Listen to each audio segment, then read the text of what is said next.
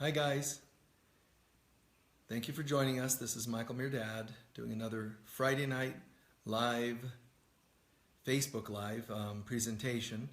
It's always to share a couple quick announcements and then a little bit of God knows what. Are these tirades or talks or just brief sharing? Who knows? A little bit of everything. But thank you for joining us. And remember, when it comes to sharing this with other people, only if they're interested, only if you really know that they're interested and, would gain from this. If it's, if it's a friend that, you're not sure, then don't bother, and you think, well, but other people would benefit from this. All you have to do is do your best to integrate what I'm saying and let them get it from you. You don't have to preach it to them. Just let them see the difference in you if this does you any good. And if these talks and Sunday services don't do you any good, by all means, you probably don't even want to bother watching them, in all honesty. But if you feel like they're doing something for you, that's cool. I really appreciate it. I think it's great because we're in this together. I just love making a difference in people's lives, and I love the difference they make in my life. So, share what you can, but also, be the change you'd like to see in the world, right? On another note, let's share just a few personal thoughts. And one of the things that I've seen happening a lot for people lately, it's still relationships.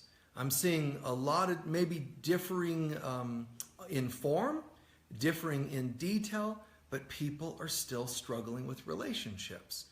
I just did the talk on the Tao or Taoism, not the religion, not the philosophy, but really the deep spiritual concepts of Taoism. Or the Tao, meaning the way of God. We talked about the way of God, the consciousness of God looks like what in this world? And some of us think it looks only passive, only feminine, only soft, and so on, yin. And it isn't. It's actually not only not yin or passive exclusively, it's also not even, you would think, it must be a balance of yin and yang or masculine and feminine. It is to a degree. But really, the ultimate God consciousness is this space between, the line between the yin and yang, masculine and feminine. Or respectively, it should be feminine and masculine because yin is feminine, yang or yang is masculine. So in between those two, where there is no longer a difference. See, you have a difference, then there are now differences, that yin yang, you have a difference, then they're reconciling, and the two are now getting along, and the third stage is the two disappear. There's no longer even two getting along anymore. It's gone, and we're back to the oneness. We're back to God consciousness. So, a lot of people are struggling with what I call that duality. Definitely non-Taoist, and it's dualistic, and we're born into it. Even if you come from a dimension that has a greater sense of oneness, when we come into this world, there's this creepy feeling, man. There's something wrong with this picture. This isn't all of us that feel this, but a lot of us. We're coming from a dimension of somewhat light, obviously, and a sense of greater oneness, and all of a sudden, we're coming into this world. As soon as you come in, you'll hope the temperature of the room is right, just right, body temperature, so that you don't notice the dualistic feeling, the difference between mom's, the womb and the water to the coldness in a room. Most of us, it was in a hospital and just the cold atmosphere. You go from multi-dimensional colors of the other world, and all of a sudden you come in and everything is white, just stark. It's either white or stainless steel. Like, how bizarre is that? So the child, what just happened? And with that under consideration, duality is something we're into immediately, not to mention the actual vibration of duality when we get here. And then we're raised with a mom and a dad, and that's another duality. And we will continue to see these dualities and they're differing opinions. And then you'll have a white family and a black family, and you'll have Republicans and you'll have Democrats. All of it's ridiculous. None of it's real in God. There is no color, there's no this affiliation and that affiliation, gender preferences, none of that exists in God. But in this world, it's constant and it wears on us. The very idea of I am a spiritual being, and where do I live, by the way? On earth. And what's one of the fundamental laws of this place that I, an infinite spiritual being, am now living? Gravity, which has the same root word as grave. That sounds really uplifting, right? So I'm a light being living in a grave. The law here is grave, gravity, and it's a grave situation. As soon as you're born, you're already now under the laws of this world. You must eat, you must drink, you must do this, you must do that. Your systems have to work properly, and yet, from the time we get here, we're already dying. It's only a matter of a few years, and your two most spiritual glands, your glands are the masters of the body, not your organs, remember? Not even your nervous system. Your glands are the masters of the body. They pretty much are the bridge. The glands are your chakras are the doorway from spirit to matter, and the glands are the receptacle that take the spiritual energy from spirit, from the higher dimensions, through the chakras into the body, and when they hit the body, they hit the glands. So those are our spiritual system. And the two most spiritual glands, the pineal, two of the most spiritual, they're all to a degree spiritual, but really the pineal and the thymus. And these both start to atrophy soon after we're born. What does that tell you? Do you think that's actually supposed to be the way it is? It's so accepted, which is insane, but it's so accepted as normal that science thinks that the pineal is actually a gland from some prior period in mankind's evolution that he no longer needs. Now, people that are spiritual, they would laugh at that. They think it's preposterous. And it is. The pineal is our spiritual eye. It's our spiritual, yes, and the pituitary as well. But the pineal, it responds to light. And yet there's no light that enters the skull. It's because it responds to light that is stimulated through spiritual experience inside of ourselves. So it's light sensitive, the pineal, for reasons medical science can't understand. So they actually, theorize, and I won't even explain what theories they come up with because they're so bizarre, but it's the way it goes. But why are we dying from the time we get here? Because it's a place of grave, and it's not our true home. But it's a place of duality. So as soon as we get here, there's a this and a that. There's a, well, wait, isn't there God? Yes, but now there's also a dense world. And the dense world will beat you up until you forget the other world called God. So what duality is our version of a good day and a bad day. It's not really God versus matter, because God is not part of the duality. Duality exists when we leave God and come and try to survive here and live with our version of good and bad days, or good health, bad health, etc.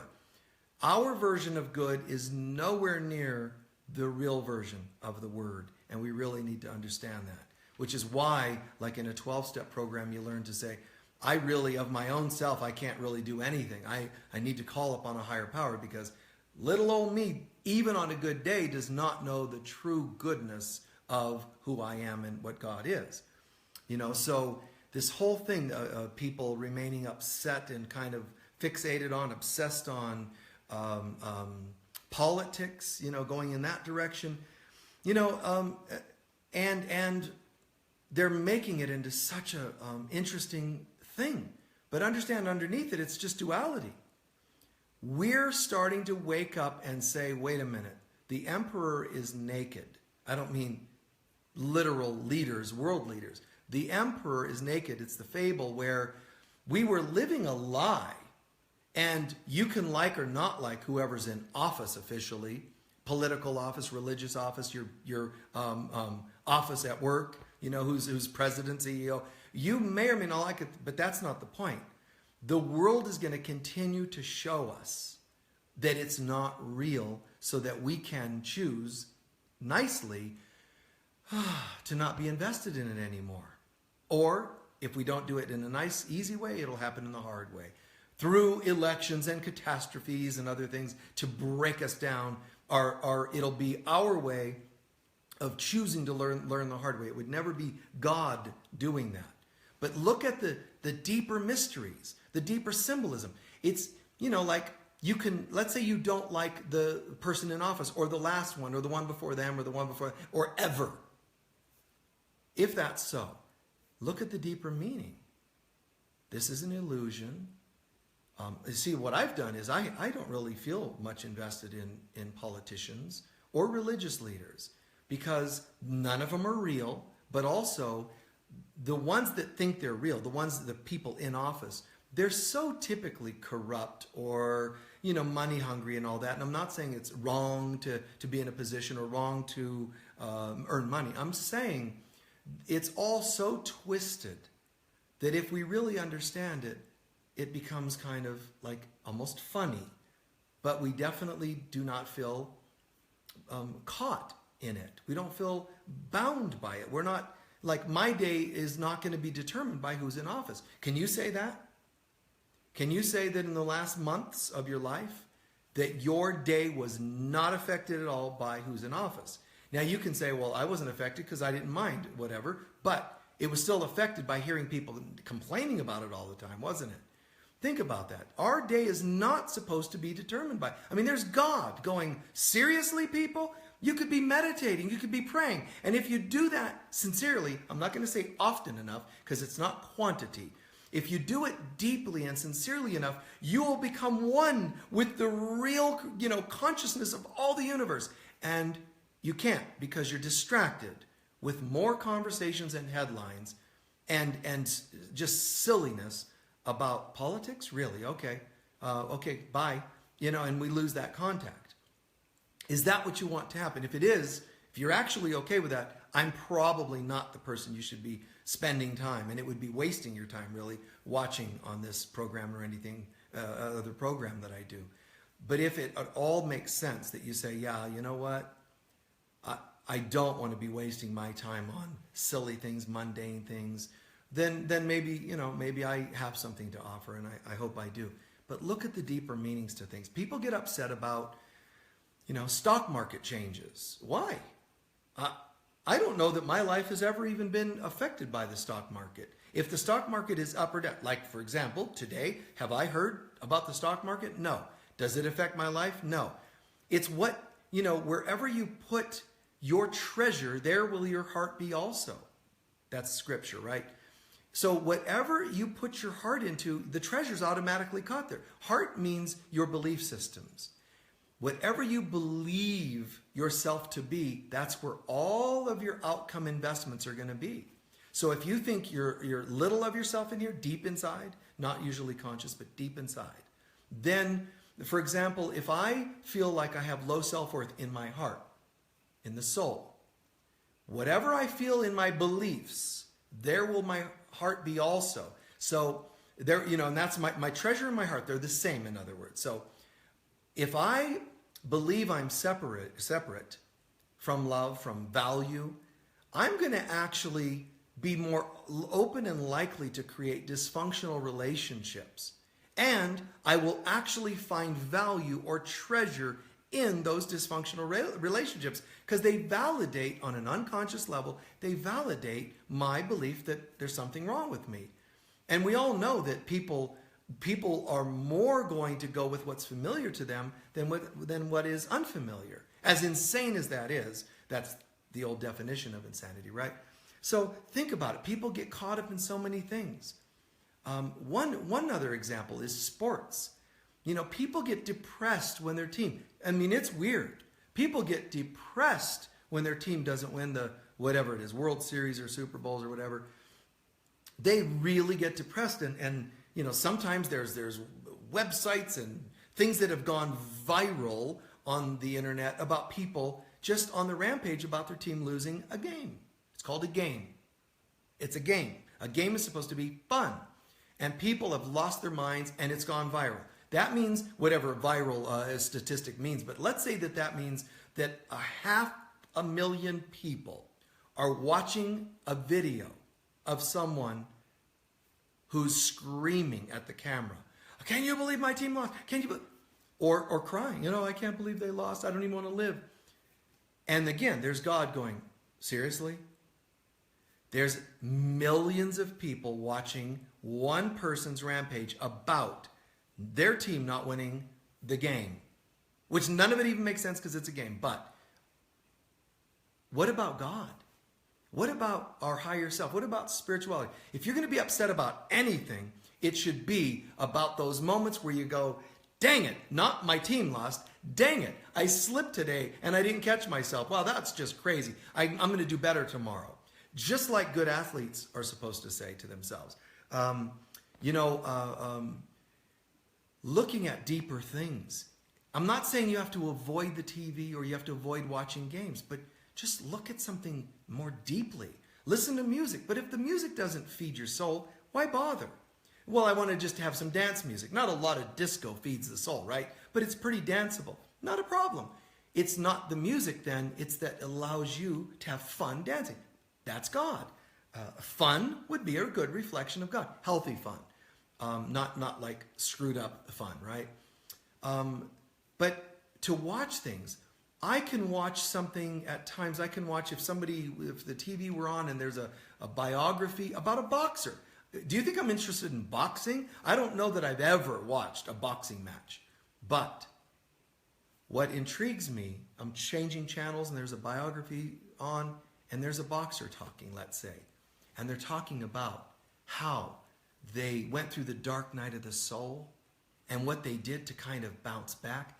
I'm there, man. I'm as interested in that as I would be any one of you telling me about your life and dark night of the soul. Because it's fabulous, it's powerful, but it's also more of the real world. So I'm not saying don't do politics, but whatever the topic is, I'm saying, but look at the deeper significance. Look at the fact that, hey, you know what? Before the current president was elected, there's a couple of presidencies that weren't even accurate votes. They were actually deceptive. A lot of us have heard that and know that. They were miscounts and all that, and nobody would do anything about it. So if you think this is a farce, this has been happening. Which means what? There's a trend, isn't there? Why would there be a trend of illegitimate victories or victories that disturb us? I'm not saying they're all illegitimate, but even victories that disturb us. Why would that be?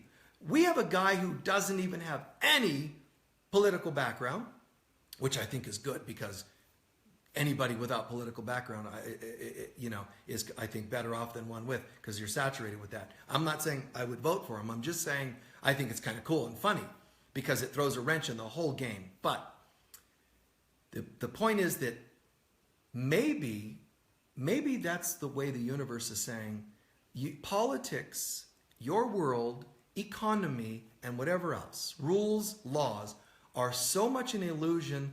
We're going to get you guys and help you guys and allow you guys to even put somebody in an office that has nothing to do with politics. So you can all laugh and go, now we know anybody could be president. Isn't that a little funny at all?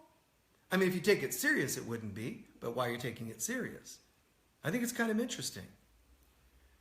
Looking at and I'll be brief with this, but looking at, sports. There's the New England Patriots won this year's Super Bowl. And whatever that may be, but here's what's interesting is that they were able to do it with all these things that nobody has ever done before. Don't worry about it's football and sports and you go, well, I'm not really interested. Wait. They did things that nobody could ever do before. They demonstrated, learn from this. What does this mean to you? That's how we learn, is saying, okay, it's not being narcissistic to say, what can I learn from that? Narcissism is different. It's more taking everything to yourself in a selfish kind of a egotistic way. What can I learn is not going to be egotistic. So if I were looking at a metaphor and thought, maybe I'm struggling with relationship, maybe I'm struggling with finances, what does this game have to do with that? Very simple. This team, no team was ever behind this far as the Patriots were in the Super Bowl. This team was 3 times further behind than any other team that ever was able to pull it off and win. They were way behind. It was like 30-0 practically at halftime. And I think maybe they said even into getting close to the fourth quarter. That means 15 minutes left in the game. It is not possible for them to win. It is not possible for you to have a different relationship. It is not possible for you to correct your finances. It's not there. The odds are not there. It's impossible. And then it happened, and they won. In literally the last seconds, they score that final touchdown. And think about that. What does that mean to you? Nothing is impossible. It was once impossible to make as much money as Bill Gates made, and he broke all the rules. What does that mean to you? I'm not telling you have to care about money and corporate life and Microsoft. I'm saying, what do we learn from these things?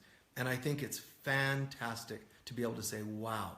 And that same team, briefly, think about the humor of this. That same team, the best of all time, New England Patriots, the best of all, best record, the best this, the best, nobody's ever won this many, this, that. They have all these, they're absolutely, undisputably the best football team in history.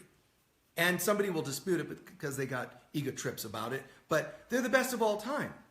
And still, they won more Super Bowls than any team, but and they've been there more times, but they apparently, think about this, they went undefeated and then lost and missed 1 or 2 Super Bowls. They lost a couple.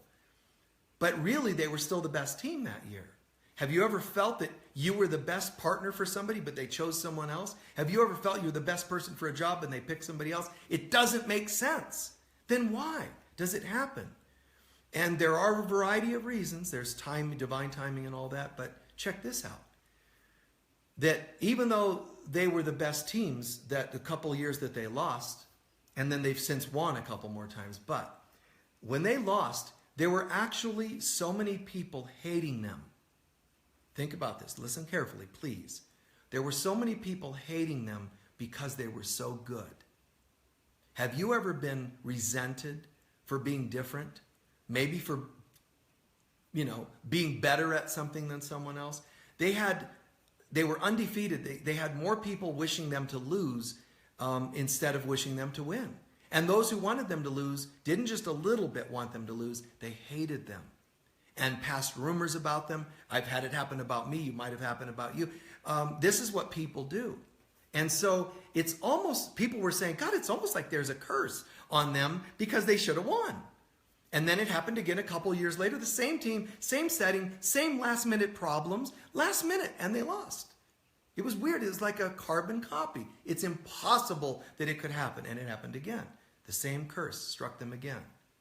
And so, a couple years later, they went back to the Super Bowl, and the same thing happened for a third time in the last seconds of the game. An amazing, bizarre, impossible catch. It's not actually a catch. It's more like luck that it happened in the previous ones where they lost. And this one, here it was it happened again. Do you know who the guy's name was that caught that ball that got them to the last couple yards that other team, Seattle Seahawks, would have won? His name was Curse. So the curse was about to bite the New England Patriots again, except this time it didn't happen. I mean, it's weird irony.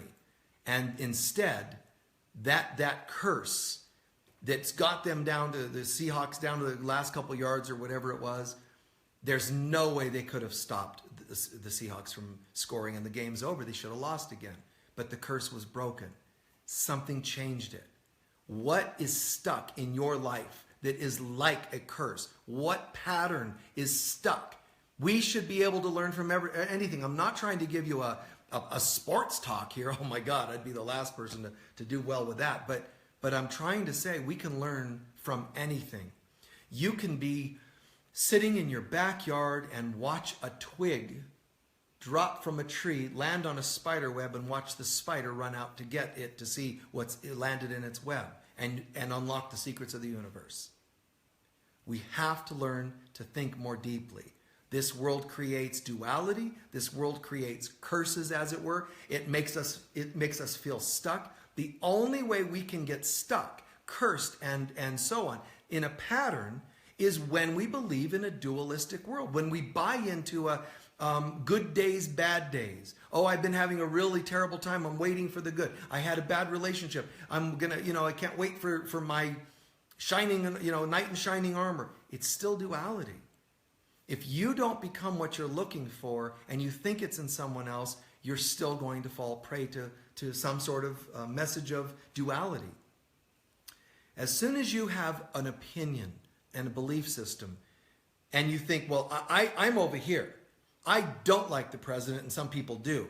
Do you understand? Or whatever the topic is. I don't like this store and some people do. I don't like this style, clothing style, and some people do. As soon as you form an opinion, you're already on an extreme versus another extreme. Does that even sound good? As soon as you're a Republican, there's Democrats you're against. As soon as you are a male, there's a female that you're against. Now you're going to crave them, and vice versa, or a male craving the female in another man too. That's fine too. But there's a masculine craving sometimes the opposite. But why are they still opposites? See, by default, if you are an opposite gender, by default, we are now 2 points on a line. And the 2 points are not just defined as separated.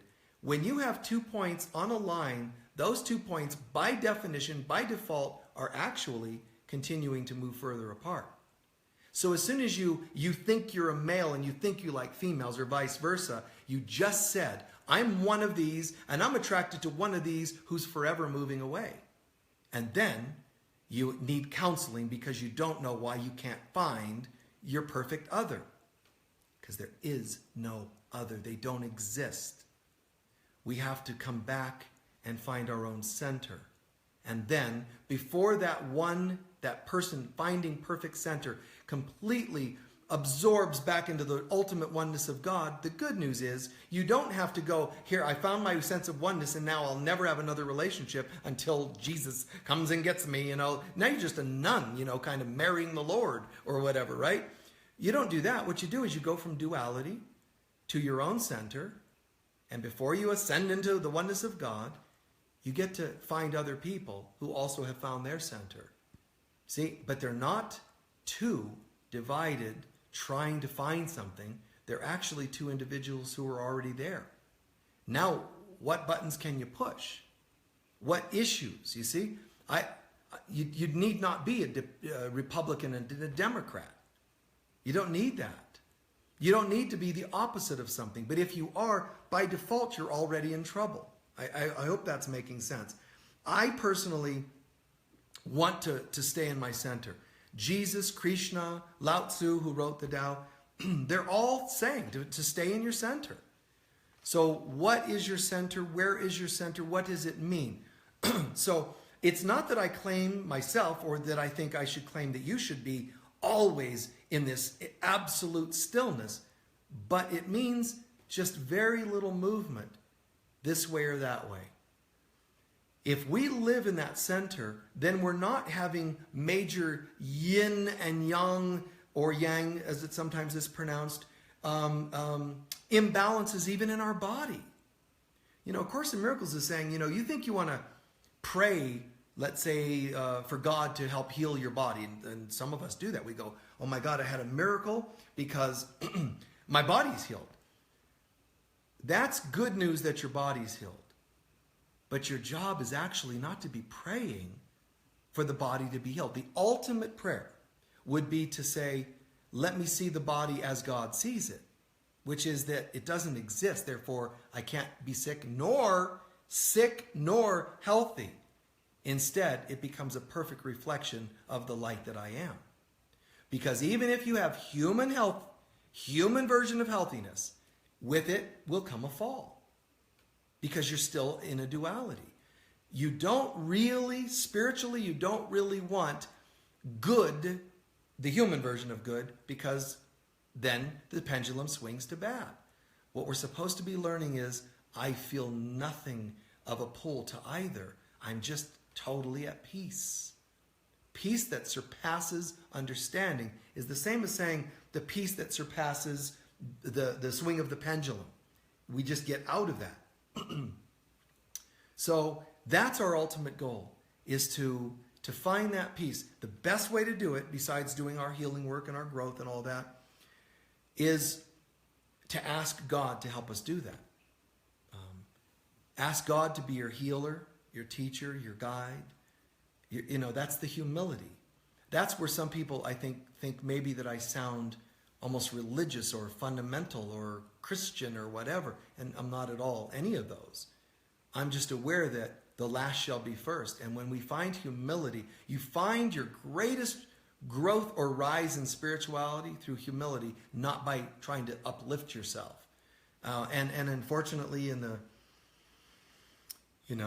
in the spiritual community and even in the New Age love-based concepts of some of these groups, that lack of humility, man, it's killer. And I've done tirades about that, and it's really hard for people to hear that. People that are spiritual don't want to hear it. People that aren't spiritual don't want to hear it. But it's just the truth. Humility, when we are able to say, I don't know, we're actually blessed with a complete knowing. The knowing comes from not knowing first. So, it's a little bit hard for people to understand, but, it's the way it is. Competition is one of the things that comes from believing in duality. As soon as I have a this, then there's a that, and somebody's competing with that, this, Republican, Democrat, this team, that team. There's, even two people competing for a relationship with one other person. Where do you think that comes from? I mean, seriously. Insecurity. So breathe into that for a moment and just feel that. Think about that. If I'm totally in my center, how could I compete for something? It doesn't make any sense to me. When I was a kid, very rare that my dad would ever give me a gift. And one day he gave me a gift. I'm like, whoa, wow, knock me out. This is like, wow. No sooner was it given to me that one of my brothers says, no, I want that. I'm like, well, you gave it to me. No, I want that. Now my dad's uncertain. Well, maybe you should give it to him. He's saying to me, Michael, maybe you should give it to him. And it's mind-boggling. But rather than compete and get invested in I want it, and I'm a kid, I mean, you're going to have a tendency to that, right? How much understanding do we have at that level yet? Even though we have certain awarenesses, we don't have understanding in some areas. And so what came to me was this. I just told my brother, I said, all right, you know what? If you can somehow convince me that you would like that or you need that more than I do, then take it. But I did put that little contingency because that's a boundary. Just explain to me. See, because I knew what it was he just wanted it because I was getting it. So I was asking him to reach into himself and figure out in what way does he actually need that more than I do. And he wasn't going to be able to do that. And I gave it to him anyway. Not because I was breaking my boundaries, but because and get this, I didn't give in. When I said that and he couldn't do it, I was already done with it. In other words, I had no interest in the thing anymore. The gift from being from my dad was already dead because he already pawned it off to my brother potentially. My brother already kind of spoiled them. It was not anything of any joy. So it's a hollow victory, and it's just not worth it. Interesting things. I've been teaching in Sedona for years now, 7 years now. In my time of being here, there have been many guest speakers coming from out of town, and there have been many people in town that I have chosen to help support in some way. Let you speak at Unity of Sedona or whatever, things like that. In all this time, 7 years of my meeting people here, supporting them, helping them out, or people traveling through, supporting them, giving them a spot to be able to teach when I'm out of town, not one that I can think of, not one in the history of 7 years ever reciprocated.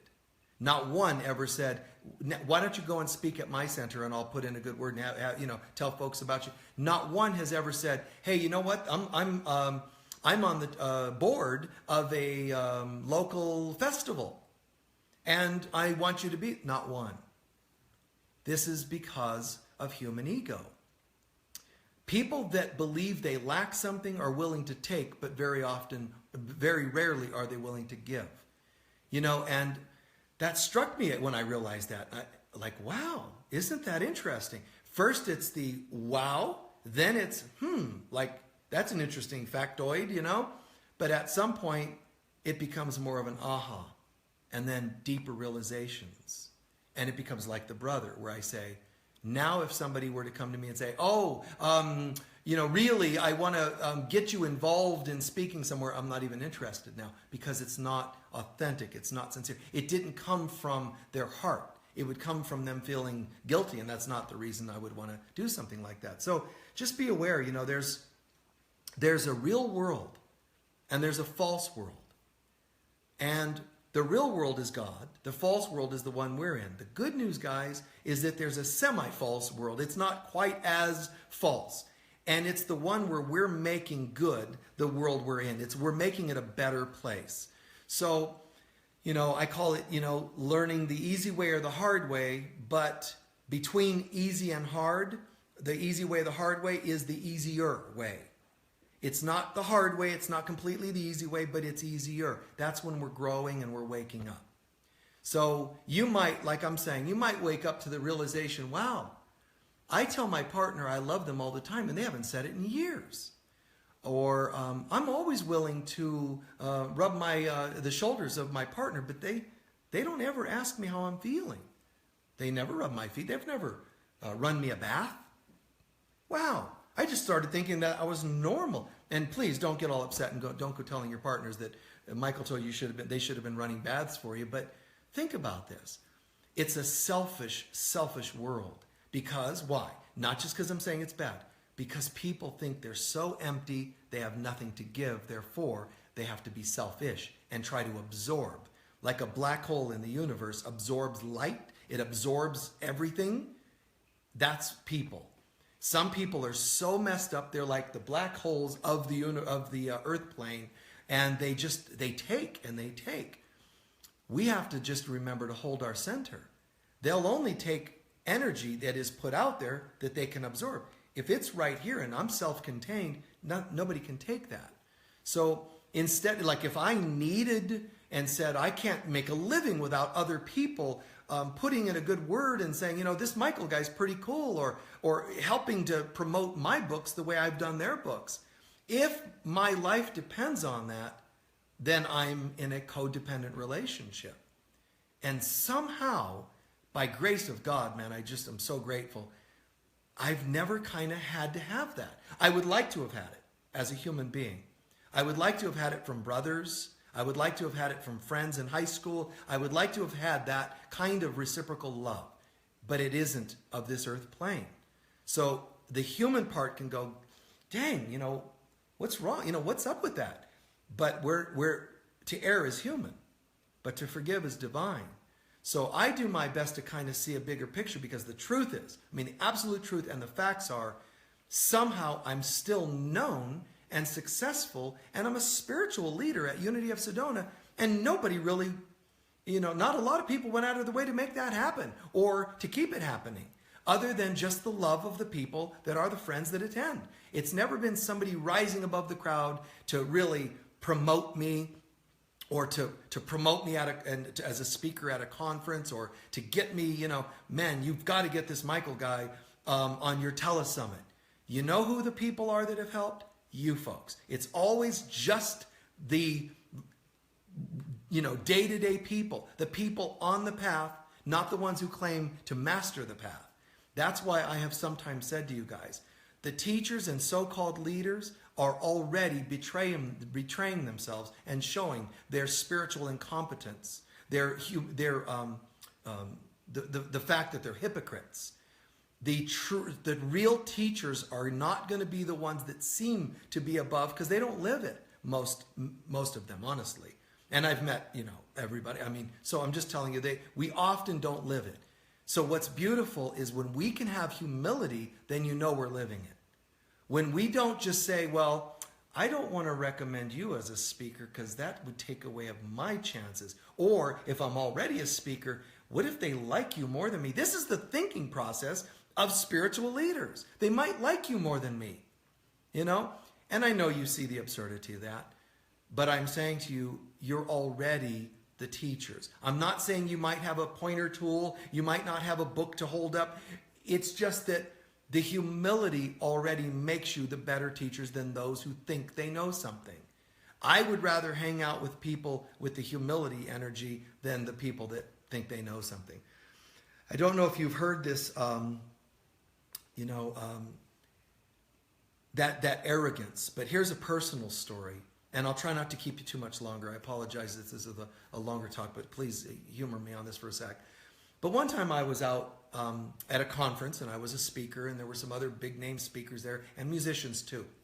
And when it was over, a lot of times speakers get together, you know, like a little dinner, a little powwow. A lot of times they don't. They go and they get in their limousines and they get their ride out in the red carpet and they fly away because they don't give a damn about anything except they got their paycheck. That's a lot of them. That's the biggest name ones.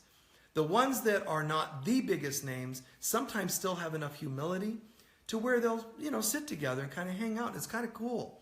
And so sometimes, you know, we sat together, you know, after conferences, and one time we were sitting, and it was kind of interesting. Here we are, you know, because we're amazing, you know, because we're spiritual leaders and teachers, and we were on the stage and people watched us. So, you know, you feel almost celebrity-like. I'm exaggerating and being facetious because it's all silly, but that's kind of the energy of it sometimes. Well, there we were sitting together, breaking bread, and there was this table, a couple sitting at this other table, and they had this little new baby, newborn. And the couple was sitting over there, and you could just tell they were watching, like, oh, that's them.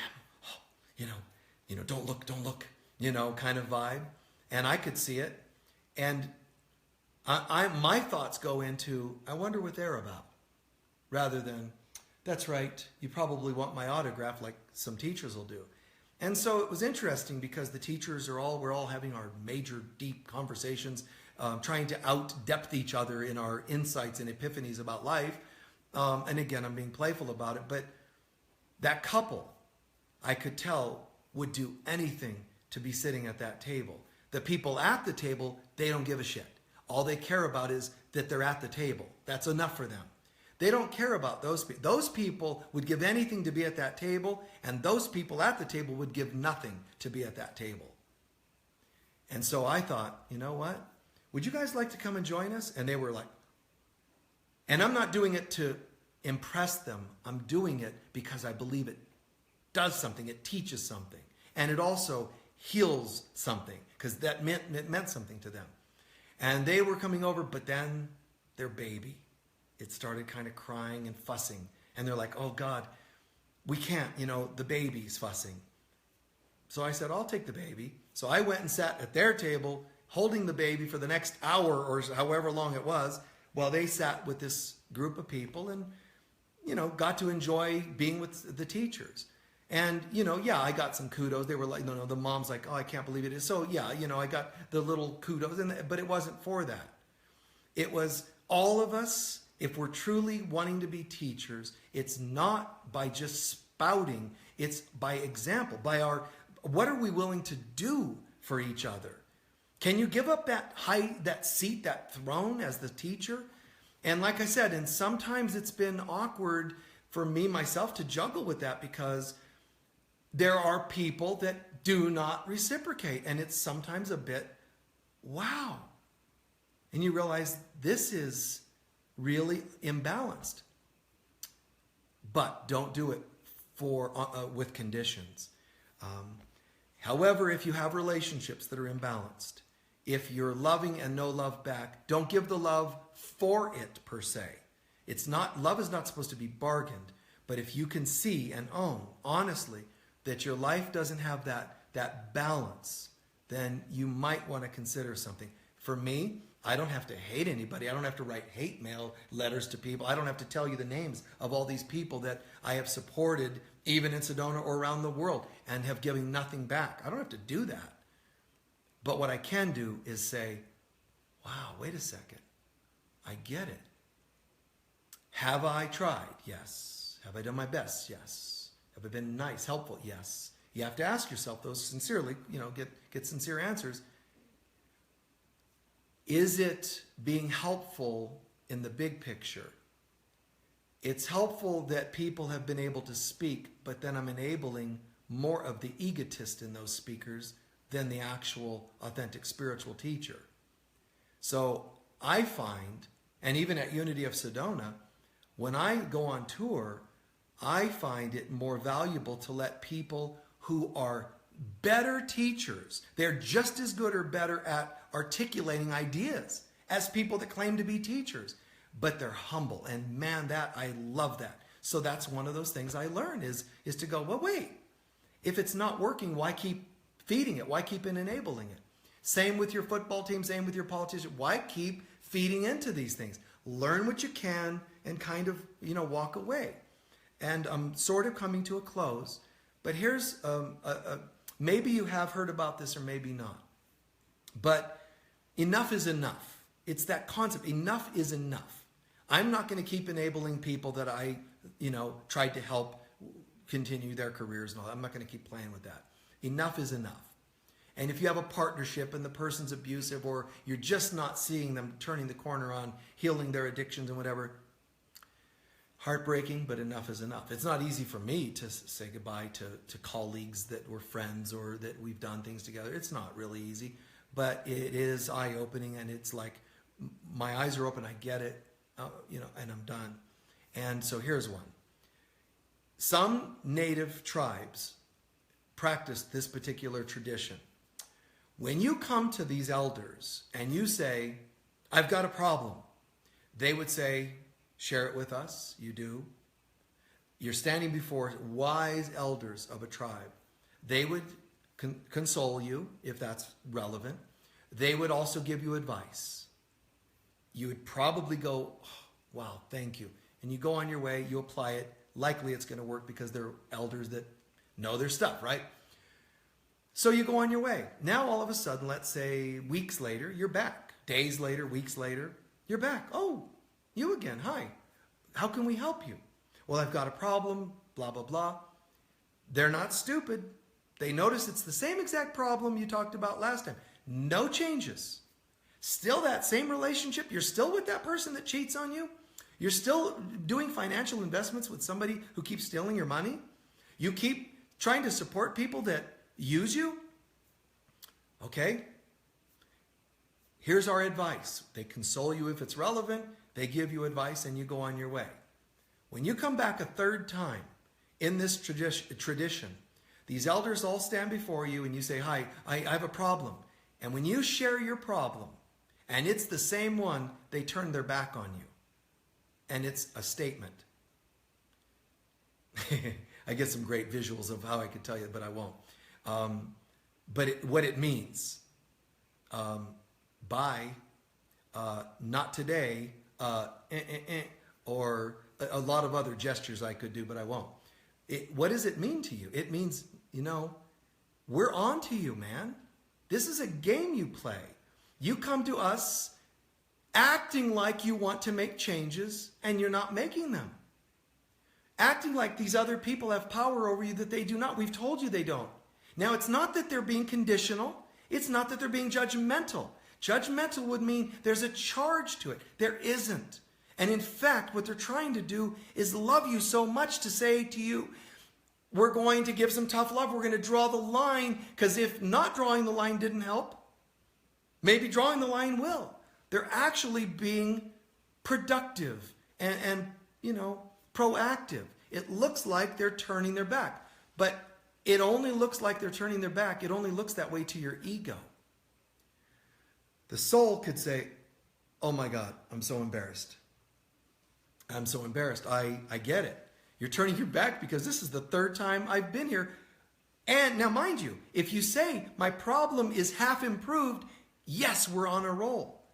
I'm talking about when you're not willing to make the changes. It's a brilliant strategy and it's a brilliant metaphor. So stop for a second and think about that in your life. It's cool to hear it. You might have gone, ooh, that's really a great little lesson Michael just shared. Try imagining applying that in your own life. With your addict child partner, with your cheating, kind of serial cheating and that kind of thing. When your relationship is a sworn, committed, monogamous relationship, and yet it isn't, that's a contradiction. That I'm not cool with. If two people don't have that level of commitment, then whatever's happening. Or if two people agree that they're seeing other people, which I think is sometimes odd for some couples, it is odd. Then again, it's all fair. But what is your commitment? Where are you at? Are you applying these changes? And when not, then somebody's got to call it. I will say this though, as I said, I'm going to start closing up here and so forth, but we should all remember to thank those people, not the ones we have to draw the line, not the ones we have to say enough is enough, not the ones we have to metaphorically turn our back and say, I've already offered to help. I've already given you rent money 3 times. Turn the back. Of course they're going to throw a tantrum because they're used to using you. And you deserve having people throw a tantrum because you've enabled it long enough. When I say you deserve, I'm saying it makes sense that we would sort of, have to eat some crow because we did feed into it.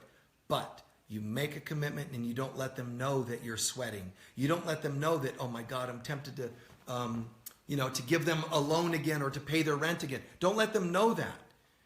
Make them see nothing but a centered person. When they leave, you can go in your room and bite your nails and, oh my God, they may not like me and I don't like not being liked. You may do all your ego stuff in a bathtub with bud suds, and all that, or in your bed or face down in your couch privately by yourself. Don't let other people know the hurt and control they once were able to pull on you. But on the opposite, when you are able to pull it off, or if you know of anybody that ever wasn't competitive, was truly loving and unconditional, man, thank them. Absolutely. I think that it's the unhealthy, aggressive, competitive people, the ones even in our little lives, in minor ways, in a more magnified way, they're the same people that killed Martin Luther King, same people that killed Kennedy, same people that killed Jesus. Insecure, competitive, ego-based people. They may do it in smaller ways. They might fudge a little at work to get the raise that you wanted, and they get it instead.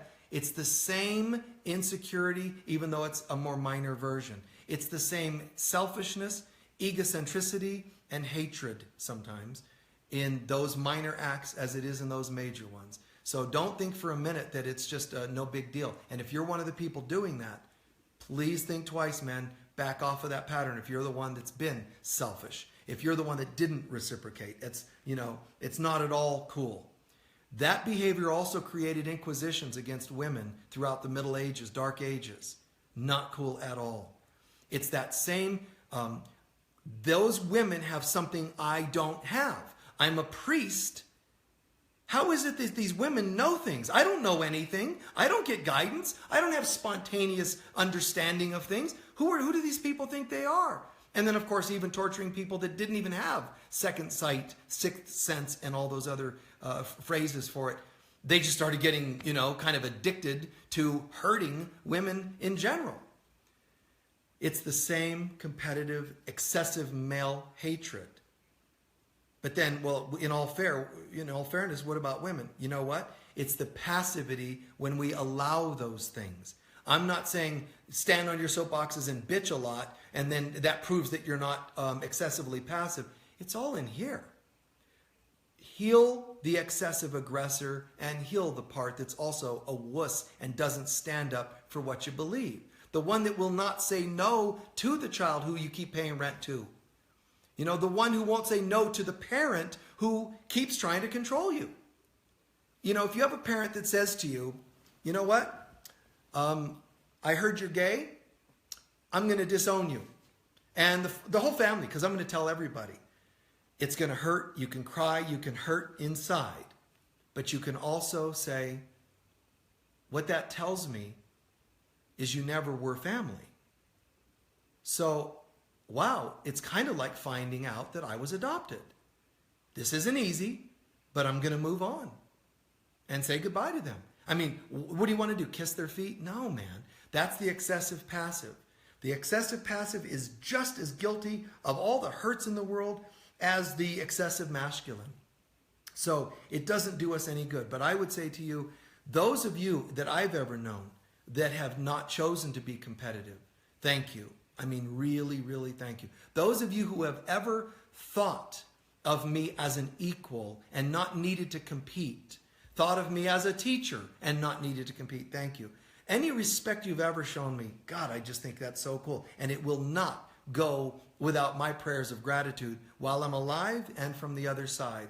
Every being that's ever been able to send that to me, man, I would absolutely send my gratitude to you. So know that. Know that if you've ever been kind to me, man, you will be getting prayers from the heavens while I'm on earth, but you'll be getting my prayers of gratitude even from the other side. I'll be sending you angels and blessings wherever you are, even if it's 3 lifetimes from now, I'll be doing that because it's so rare and so cool when humans can step out of the crowd and be different than the average human, living in duality and competitiveness and all that craziness, the hyper masculine and whatever else.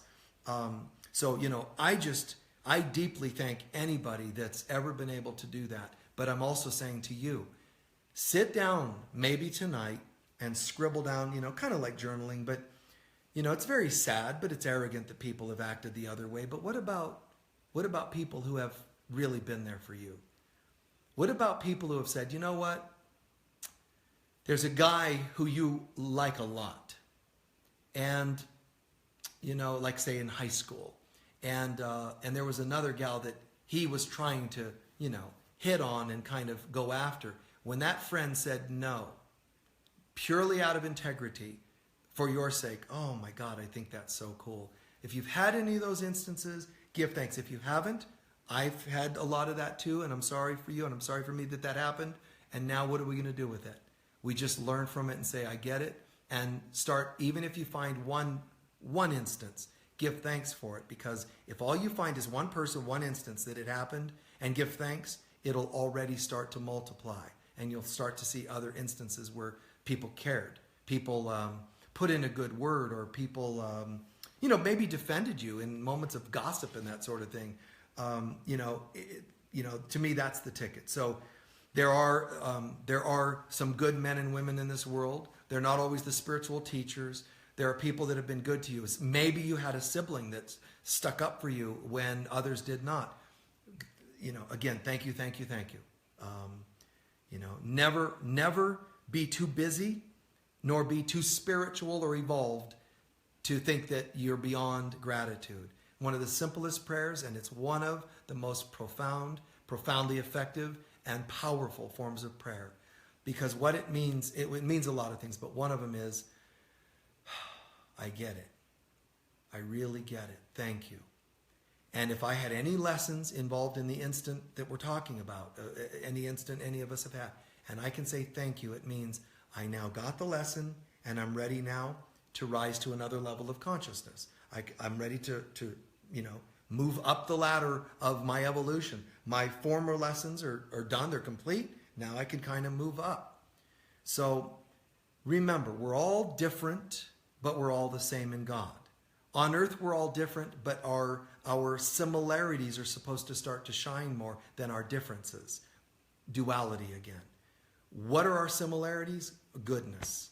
See goodness in people, and you start to evoke that within yourself. You start to kind of help raise it. I'm sorry that we keep going into these struggles, guys. It's challenging. You find a partner.